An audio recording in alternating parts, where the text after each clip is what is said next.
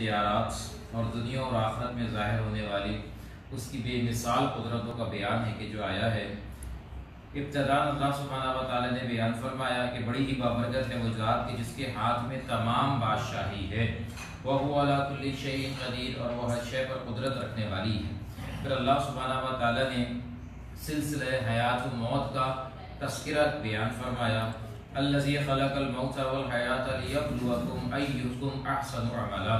اللہ نے یہ موت اور زندگی کا سلسلہ اس لیے جاری فرمایا کہ وہ تمہیں آزمائے کہ تم میں سے کون ہے بہترین عمل کرنے والا۔ وہ یہ دنیا کی زندگی آزمائش ہے، اس آزمائشی زندگی میں اللہ نے تمہیں بھیجا ہے۔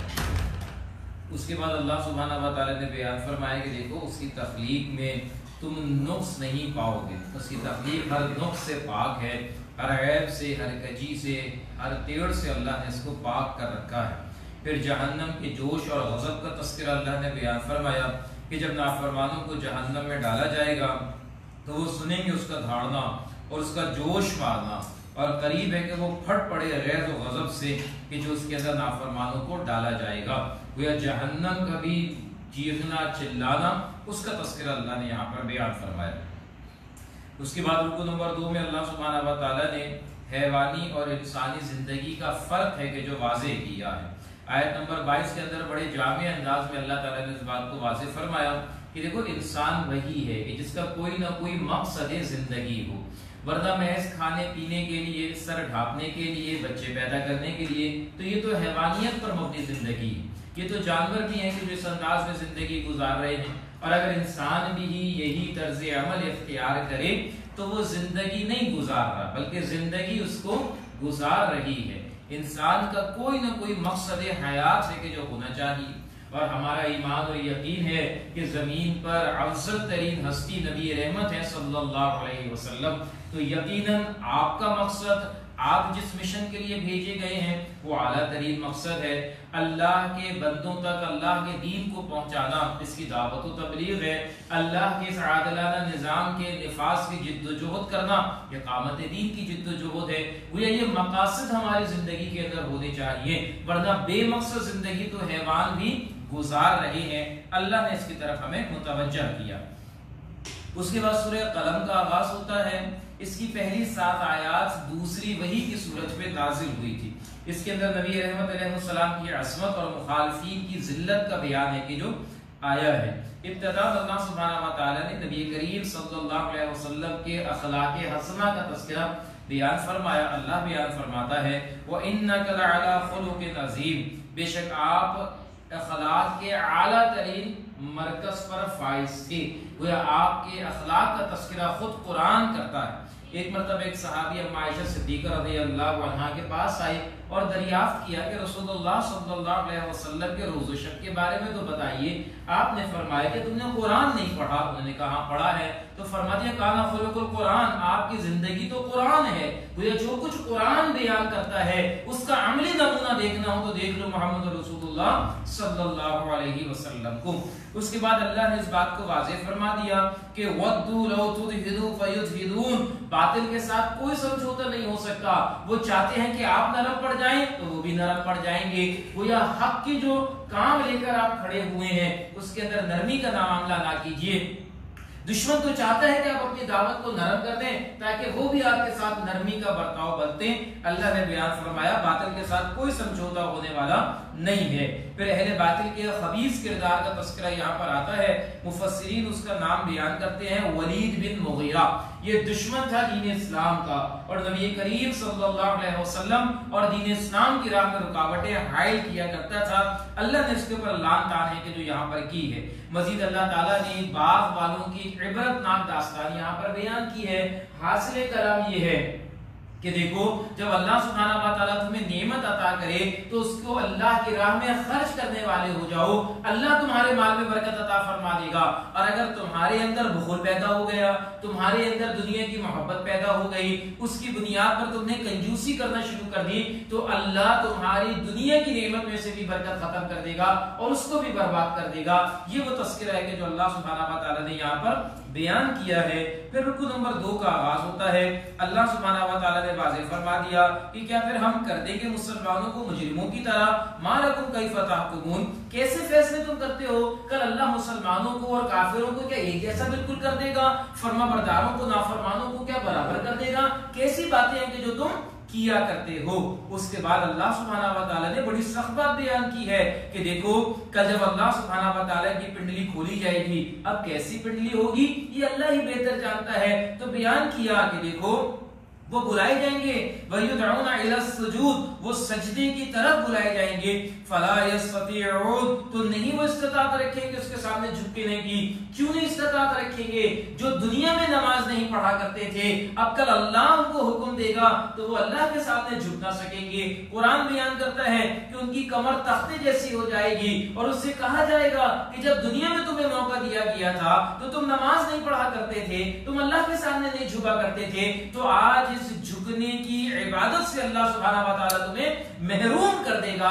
अल्लाह ताला जब हमारे पास आज लचक है, हमारे पास आज मौका है, अल्लाह हमें उस अकड़ से महफूज फरमाए, अल्लाह हमें उस हसरतनाक अंजाम से महफूज फरमाए और हमें पंजगाना नमाज बाजमात पढ़ने की तौफीक अता फरमाए। बिलखुसूस आजकल के अय्याम में तो बहुत ज्यादा अहमियत है मसाजिद को आबाद करने के हवाले से, मसाजिद में जाने के हवाले से, नमाज की पाबंदी के हवाले से। बिलखुसूस उमूमी मामला तो बिलउमूम है, लेकिन आज जो हालात पैदा कर दिए गए हैं इसमें बिलखुसूस मसाजिद को आबाद करना ये इजाफी जिम्मेदारी है कि जो बंदे मोमिन के ऊपर आयद होती है। उसके बाद अल्लाह सुब्हानहू व तआला ने बयान फरमाया, सूरह हाक्का का आगाज होता है, इसमें आखिरत का जिक्र है कि जो बड़े मौसर उसलूब में बयान किया गया है। बिस्मिल्लाहिर्रहमानिर्रहीम, अल हाक्का मल हाक्का वमा अदराका मल हाक्का, गोया ये साबित हो जाने वाली, क्या है ये साबित हो जाने वाली, और आप क्या जाने कि ये क्या है साबित हो जाने वाली। गोया यहाँ पर अल्लाह सुब्हानहू व तआला ने क़यामत का तज़किरा है कि जिसको अल हाक्का की सूरत में पेश किया है। फिर अल्लाह ने वाज़ेह फरमा दिया कि देखो जैसा किरदार होगा वैसे ही तुम्हारा अंजाम होगा। नाफरमान कुछ कौमों का तज़किरा बयान किया और अल्लाह ने बयान फरमाया कि इनके ऊपर अल्लाह का अज़ाब है कि जो आकर रहा है, नाफरमानी की अल्लाह का अज़ाब इनके ऊपर आ गया। फिर उसके बाद क़यामत का कुछ नक्शा अल्लाह सुब्हानहू व तआला ने खींचा है। फैज़ा नुफ़िख़ फ़िस्सूरि नफ़क़तुन वाहिदा, फिर जब फूका जाएगा सूर में, सूर फूका जाना, तो देखो ये उठाई जाएगी जमीन और पहाड़ और इसको रेजा रेजा कर दिया जाएगा, कूट कूट कर बराबर कर दिया जाएगा। फ़यौमइज़िन वक़अतिल वाक़िया, तो उस दिन वाक़े हो जाएगी वाक़े होने वाली, यानी क़यामत बर्पा हो जाएगी, ये आसमान फट जाएगा और वो दिन तो वो होगा उस दिन बड़ा कमजोर, वो आसमान को कमजोर कर दिया जाएगा और फरिश्ते अल्लाह का अर्श उठाए हुए होंगे। यहाँ पर अल्लाह ने बयान फरमाया फौक़हुम यौमइज़िन समानिया, 8 फरिश्ते होंगे कि जो अल्लाह का फर्श उठाएंगे, ये हामिलीने अर्श होंगे। अब इनकी असल क्या हकीकत है वल्लाहु आलम, अल्लाह ही बेहतर जानता है। उसके बाद अल्लाह ताला ने बयान फरमाया कि देखो वहां पर नामा अमाल दिया जाएगा, जिसको दाएं हाथ में मिलेगा वो कामयाब होगा, वो अपने नामा अमाल लेकर खुश होगा। लेकिन कुछ वो लोग भी होंगे कि जो नाफरमानी करते होंगे, उनको बाएं हाथ से दिया जाएगा। वो ये कहेंगे या लैतनी लम ऊता किताबिया, ऐ काश हमें आज नामा अमाल दिया ही ना जाता, ये कैसा नामा अमाल है, मैं इसको जानता ही ना होता। वो उसकी बदकारियों का निजाम है कि नामा अमाल है कि जो उसको दिखा दिया जाएगा, उसका सारा चट्टा बट्टा उसके सामने खोल कर रख दिया जाएगा। वो कहेगा कि मुझे ये दिखाया ही ना जाता, ऐ काश ये फैसले वाला दिन ही ना आता और मुझे खत्म कर दिया जाता और ये सारे मामलात ही ना होते। अल्लाह सुब्हानहू व तआला हुक्म देगा कि इसको तौक डाल दो, इसको आग में झोंक दो, इसको लंबी जंजीर के जो 70 हाथ पर मबनी होगी उस पे जकड़ दो। ये वो मुजरिमीन है कि जिसके बारे में अल्लाह सुब्हानहू व तआला ने बयान फरमाया है। उसके बाद अल्लाह ने बयान फरमाया कि देखो उनका खाना वो भी बड़ा सख्त है, उनको जख्मों का दूध है कि जो दिया जाएगा, गोया ये जो जख्म पीप है वो उनको पीने को दिया जाएगा। ये है गुनाहगार का खाना। अल्लाह सुब्हानहू व तआला हमें महफूज फरमाए। फिर इसका दूसरा रुकू का आगाज होता है, अल्लाह ने इस बात को वाज़ेह फरमा दिया कि कुरान अल्लाह का कलाम है और यकीनन हक है। ये कुरान महज बातें नहीं कर रहा, ये महज डरावा नहीं है, बल्कि ये हकीकत है कि जो अल्लाह बयान करना चाहता है। वो या आंख कान खोल کھول کر سنو اور اس کے اوپر یقین لانے والے بن جاؤ۔ تنزیل من رب العالمین، یہ نازل کرتا ہے رب العالمین کی طرف سے جو تمام جہانوں کا رب ہے، اس نے اس کا نام کو نازل کیا ہے۔ اس کو مذاق نہ سمجھ لینا، اس کو ہلکا نہ لے لینا، بلکہ آگے اللہ نے ہدایت عطا فرمائی فسبح باسم ربک العظیم، چنانچہ آپ تسبیح کیجئے اپنے رب کے ناموں کی جو عظمت والا ہے۔ اس کے بعد سورہ معارج کا آغاز ہوتا ہے، اچھے اور برے کردار کی وضاحت ہے کہ جو اللہ نے فرمائی ہے۔ بسم اللہ الرحمن الرحیم، سأل سائل بعذاب واقع، سوال کیا ایک سوال کرنے والے نے اس عذاب کا کہ جو ہونے والا ہے۔ کافروں کے اعتبار سے یہاں پر بیان کیا گیا ہے کہ نبی کریم صلی اللہ علیہ وسلم نے ان کے لیے بد دعا کی تھی، اللہ سبحانہ و تعالی نے اس کا تذکرہ یہاں پر بیان فرمایا اور نبی رحمت علیہ السلام کو دلاسا دیا فاصبر صبرا جمیلا، آپ صبر کیجئے بہترین صبر کرنا، جس طرح یعقوب علیہ السلام نے یوسف علیہ السلام کے کھو جانے پر بیان کیا فصبرا جمیلا، میرے لیے تو صبر جمیل ہے۔ اللہ نے اپنے محبوب کو بھی یہی حکم دیا، آپ بھی صبر کریں، بہترین صبر کیا جانا۔ گویا اللہ سبحانہ و تعالیٰ تو آپ کو دیکھ رہا ہے، اللہ نے بیان فرمایا نا فی اعیننا، آپ ہماری نگاہوں کے اندر ہیں، اللہ آپ کی مدد فرما دے گا۔ مزید روز قیامت کی کچھ ہولناکی کا تذکرہ ہے کہ جو اللہ نے یہاں پر کھینچا ہے۔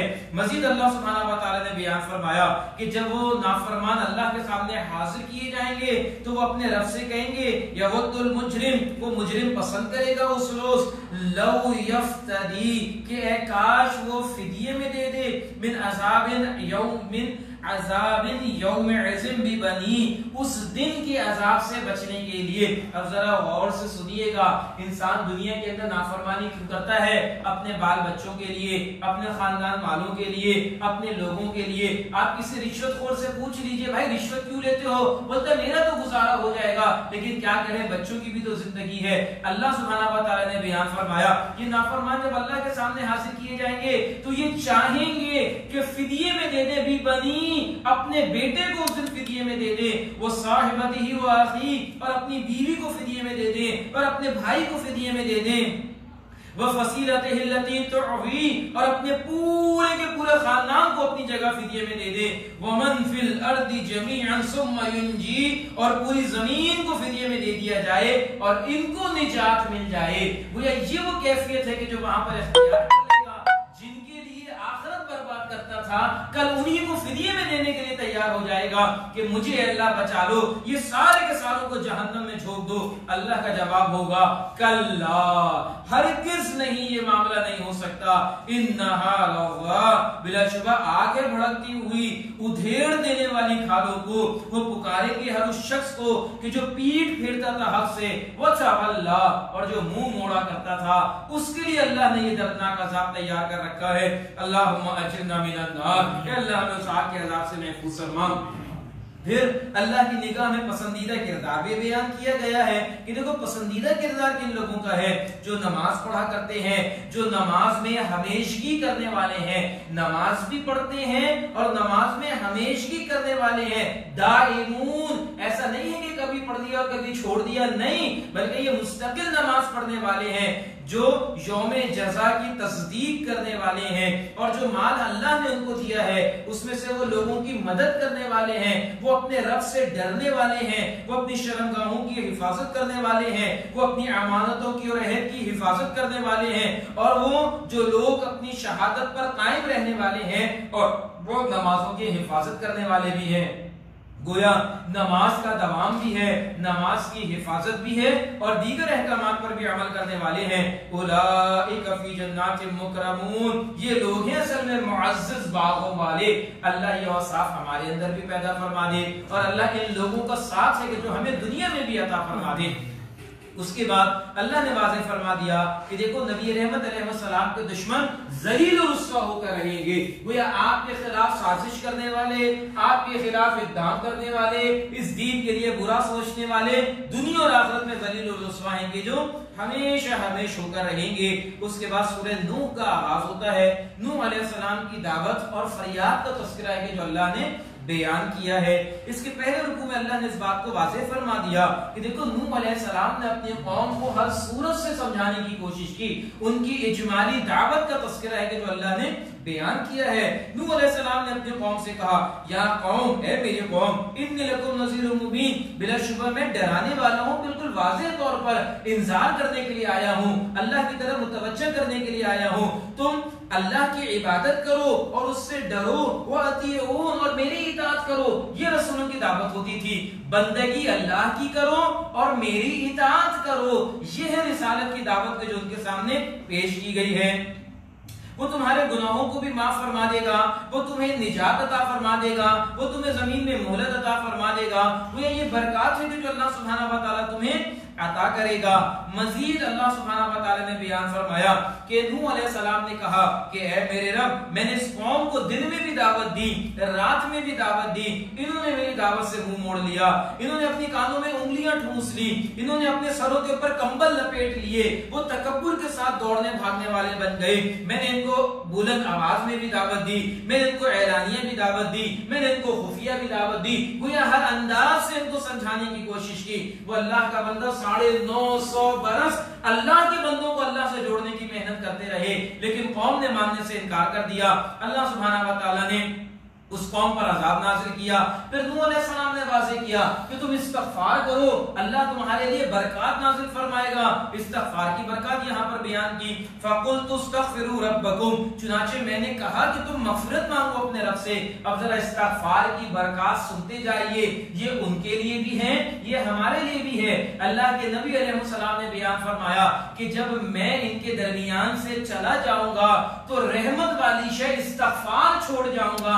جب تک یہ استغفار کرتے رہیں گے، اللہ کی رحمتیں ہیں کہ جو ان کے اوپر نازل ہوتی رہیں گی۔ اللہ سبحانہ و تعالیٰ نے واضح فرما دیا کہ تم استغفار کرو، انہ کان غفارا، بلا شبہ وہ بہت بخشنے والا ہے، وہ بھیجے گا بارش تم پر، موسلادھار بارش، گویا تمہارے بارش کے مسائل بھی حل کر دے گا۔ وَيُمْدِدْكُمْ بِأَمْوَالٍ وَبَنِينَ، اور تمہیں بڑھا دے گا مالوں کے اندر بھی اور بیٹوں کے اندر بھی۔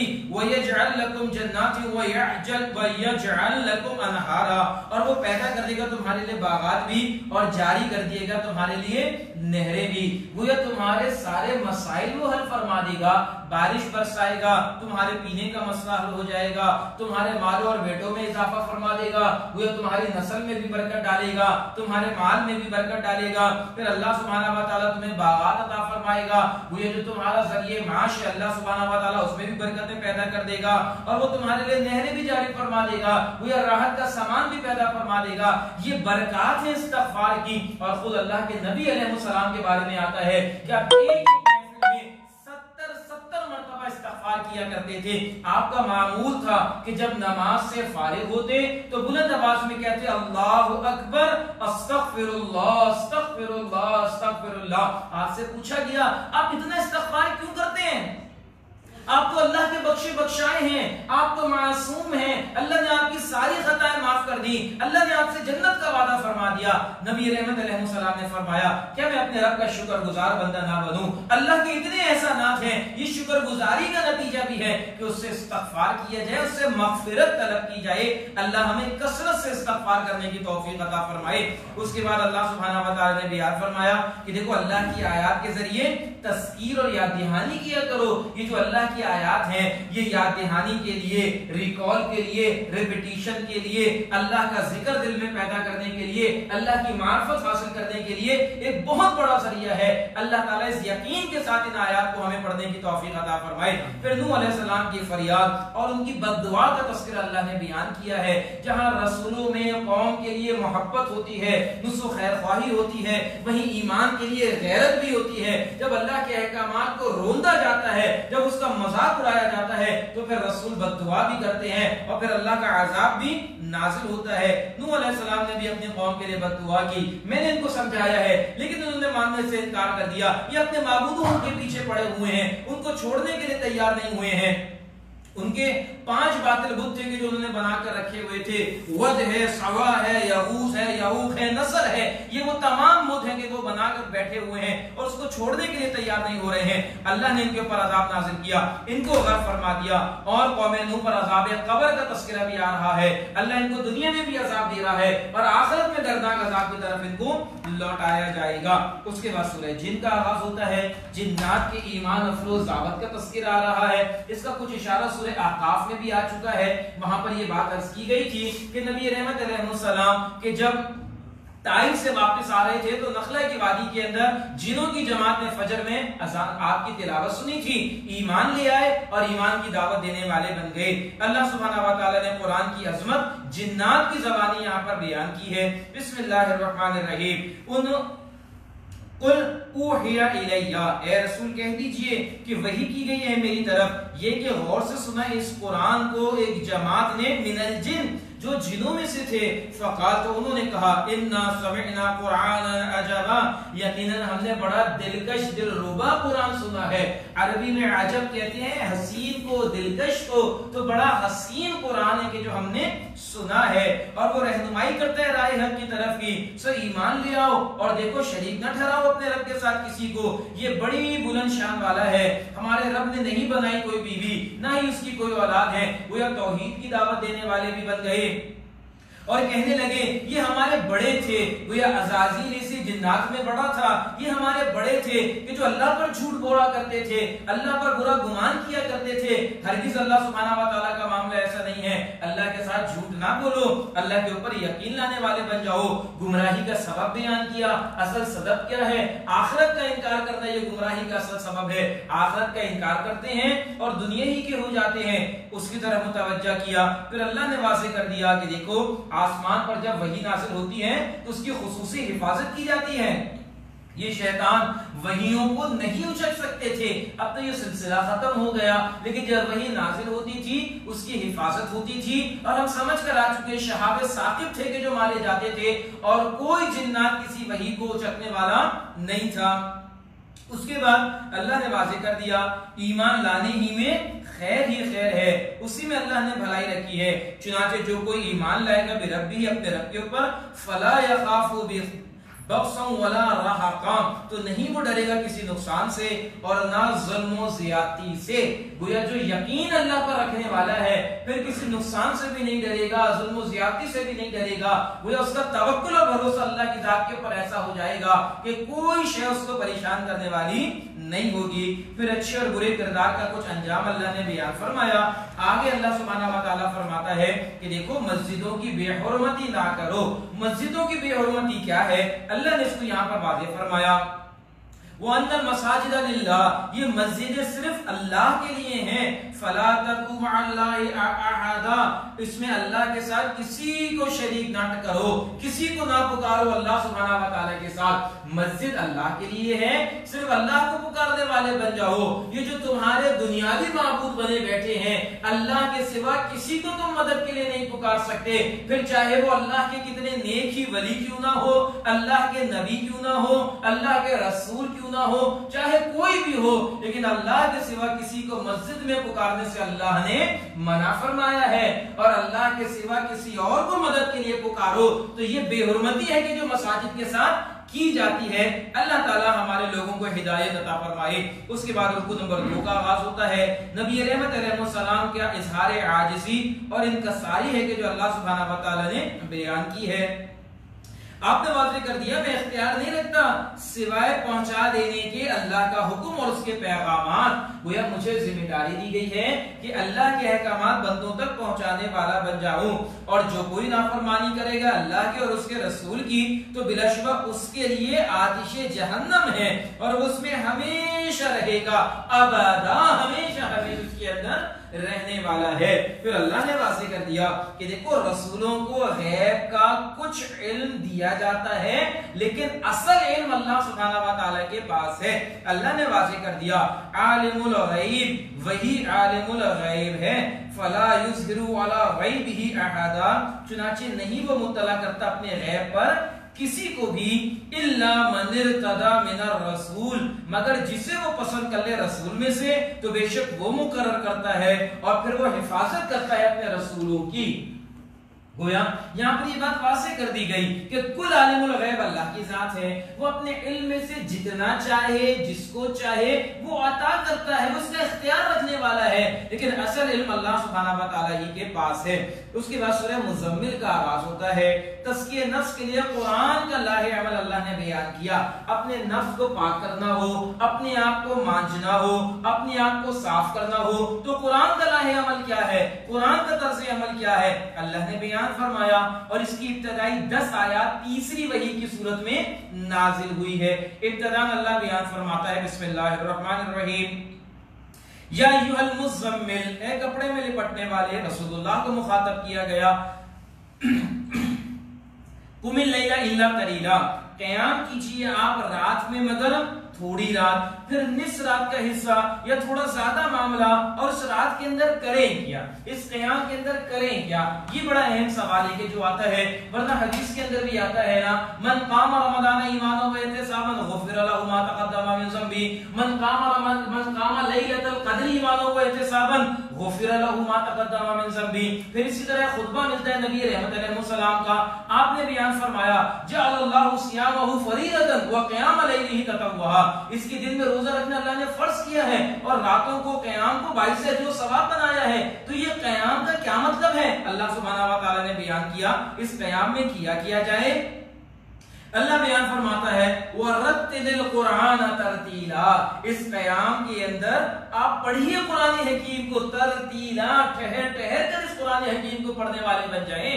گویا ابھی کتنا قرآن نازل ہوا تھا، جتنا قرآن نازل ہو گیا رات کو کھڑے ہو جائیں اور جتنا قرآن نازل ہوا ہے اس قرآن کو اللہ کے سامنے کھڑے ہو کر پڑھنے والے بن جائیں۔ یہ قرآن کا پڑھنا اللہ سے تعلق کو مضبوط کرتا ہے، اور حضرت علی رضی اللہ عنہ بیان کرتے ہیں جب میں چاہتا ہوں کہ میرا رب مجھ سے ہم کلام ہو تو میں کلام اللہ کو پڑھتا ہوں، یہ وہ کلام ہے کہ جو اللہ مجھ سے مخاطب ہوتا ہے، اور میں چاہتا ہوں کہ میں رب سے مخاطب ہوں تو میں نماز کے لیے کھڑا ہو جاتا ہوں۔ وہ اللہ سے متعارف، اللہ سے مخاطب ہونے کے لیے نماز کی کیفیت۔ اب اس نماز کے اندر قرآن پڑھا جائے تو یہ دو طرفہ معاملہ ہے کہ جو قائم ہو جاتا ہے، گویا قرآن پڑھیے ٹھہر ٹھہر کر، اللہ سبحانہ و تعالی نے اس کا حکم دیا ہے۔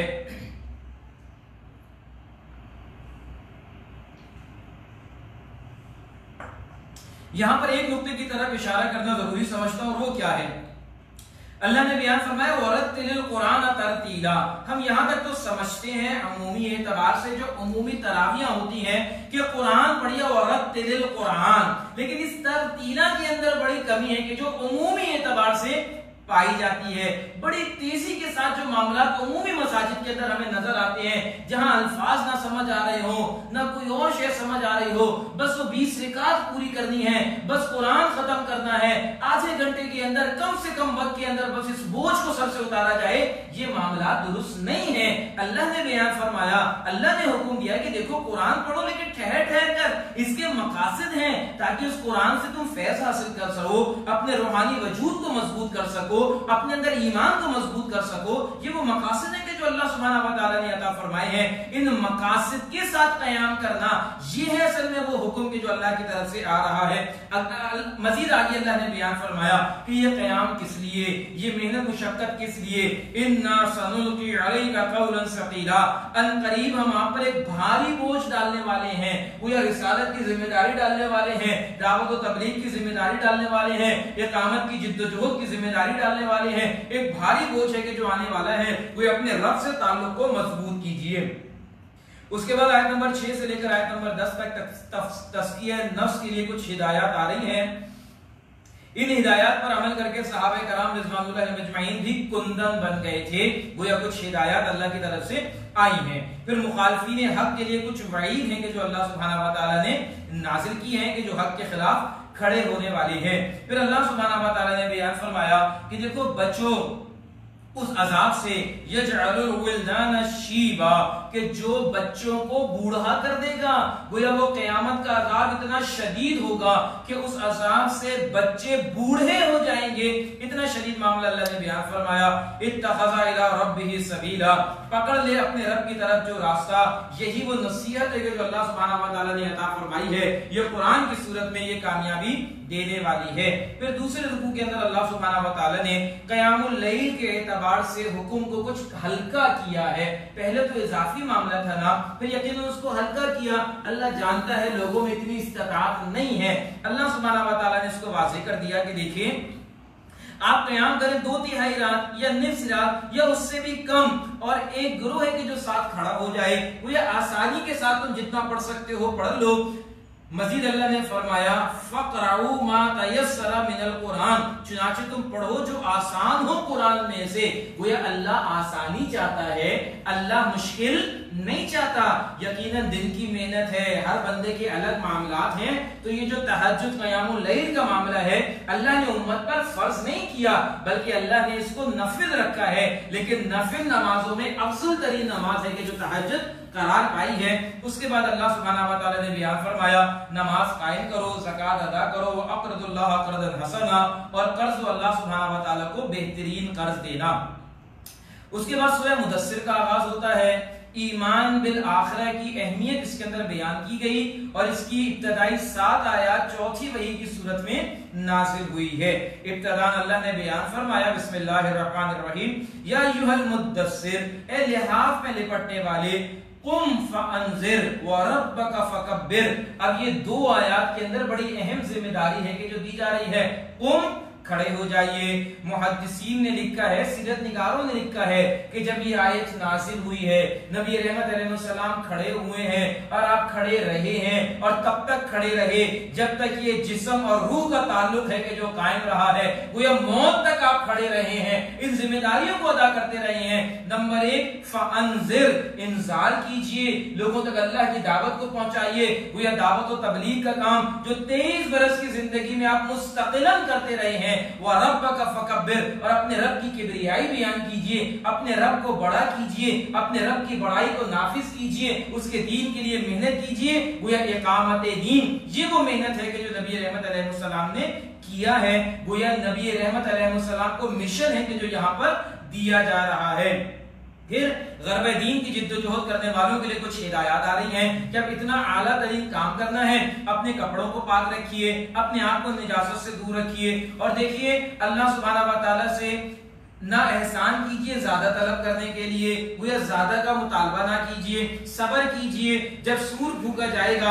اب یہ اللہ نے واضح فرما دیا کہ روز قیامت ایک مشکل ترین دن ہوگا کفار کے اوپر کہ جو آنے والا ہے، البتہ اہل ایمان کے لیے اللہ اس کو آسان فرما دے گا۔ پھر ولید بن مغیرہ یہ بھی ان بدبختوں میں سے ہے کہ جو دین کی رکاوٹ پیدا کیا کرتا تھا، اس کی مذمت کی گئی ہے، مکے کا سردار تھا، اللہ نے اس کی مذمت کی ہے، اور اس کے مکر و فریب کو اللہ نے واضح کیا۔ پھر جہنم کی کچھ ہولناکی کا تذکرہ آ رہا ہے۔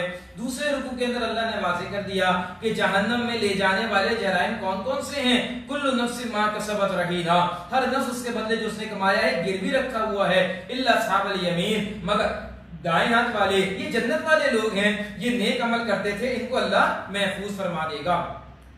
اس کے بعد اللہ تعالیٰ نے کچھ مکالمہ یہاں پر بیان کیا ہے، اور یہ مکالمہ اہل جنت اور اہل جہنم کے مابین ہونے والا ہے، ہمارے لیے بڑا اہم ہے۔ اللہ نے یہاں پر ان وجوہات کو بیان کیا کہ کیا وجہ ہے کہ تم جہنم میں چلے گئے۔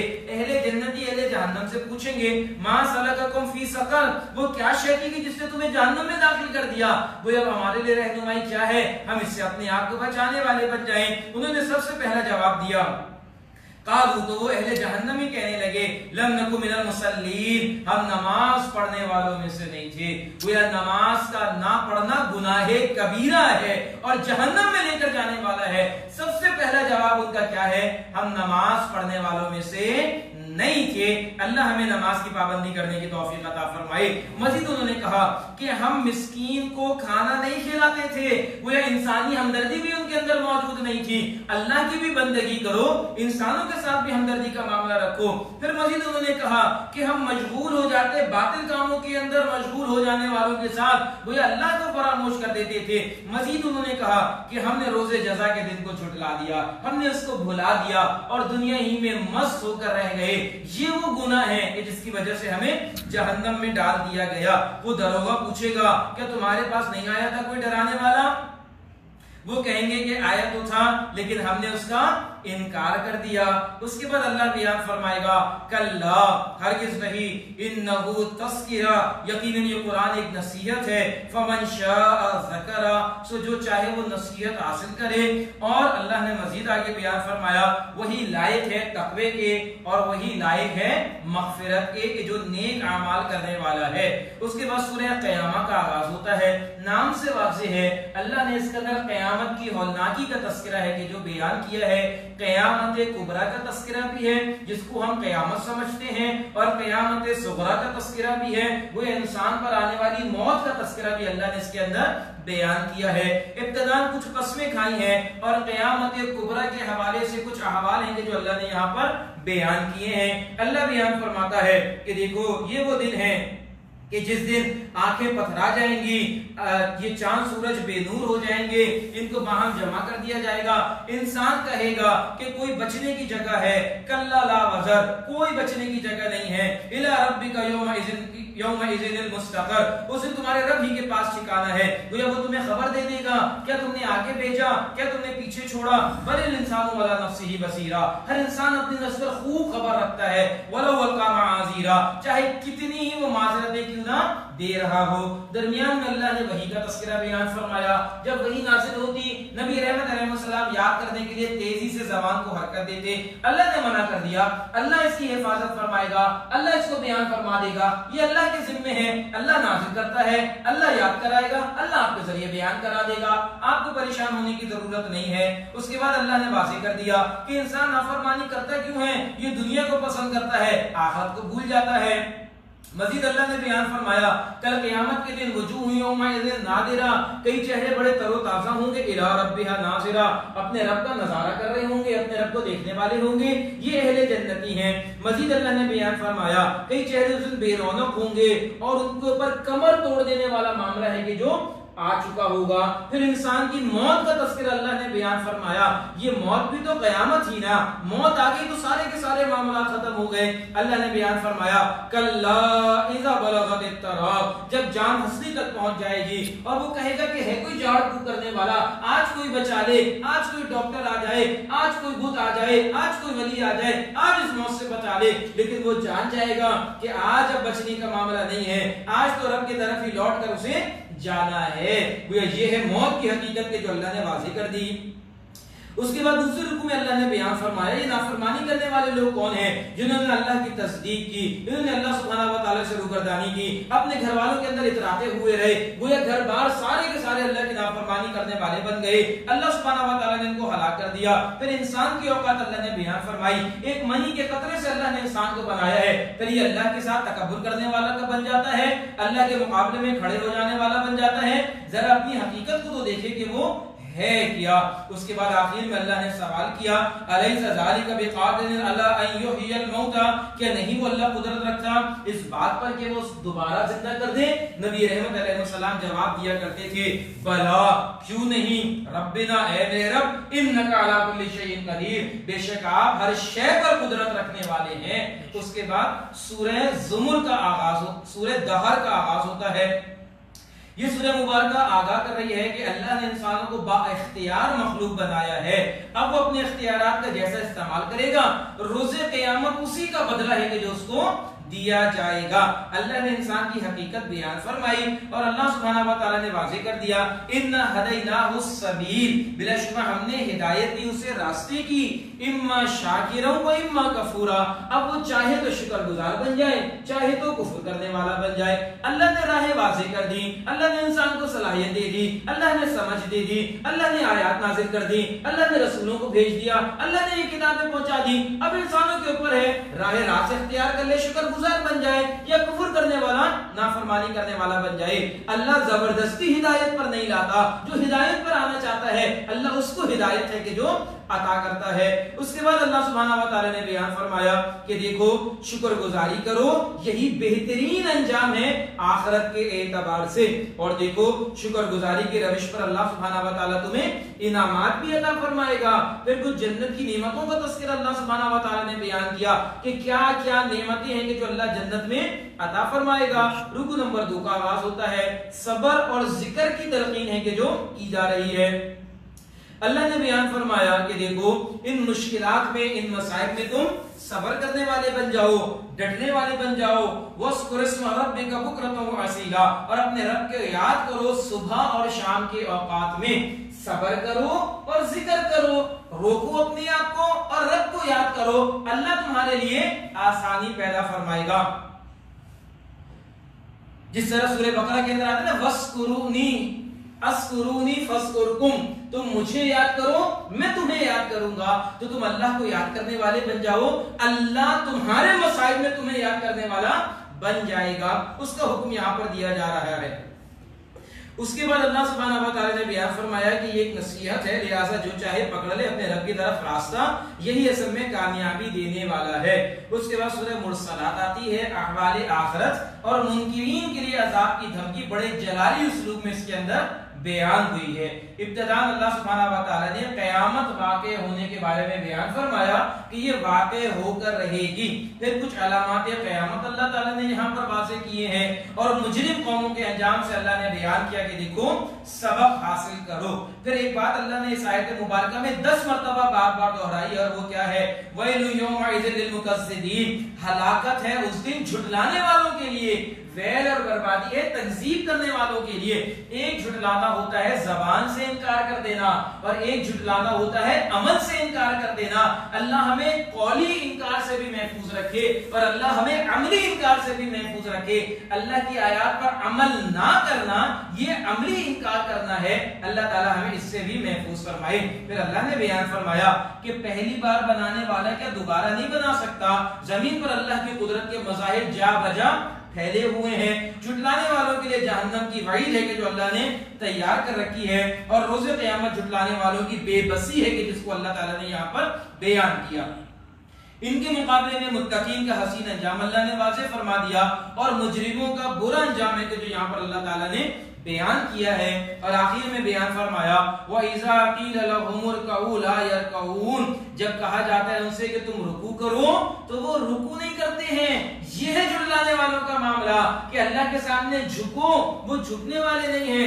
وَيْلٌ يَوْمَئِذٍ لِّلْمُكَذِّبِينَ، تو تباہی ہے، ویل ہے، بربادی ہے جھٹلانے والوں کے لیے۔ فَبِأَيِّ حَدِيثٍ بَعْدَهُ يُؤْمِنُونَ، پھر کس بات پر اس قرآن کے بعد وہ ایمان لائیں گے، کس کے بعد اس کے اوپر یقین رکھنے والے ہوں گے؟ اللہ تعالی ہمیں یقین عطا فرمائے، اور قرآن کی تعلیمات پر واقعتاً دل سے یقین کرنے والا بنائے۔ اقول قولی ھذا واستغفر اللہ لی ولکم ولسائر المسلمین والمسلمات۔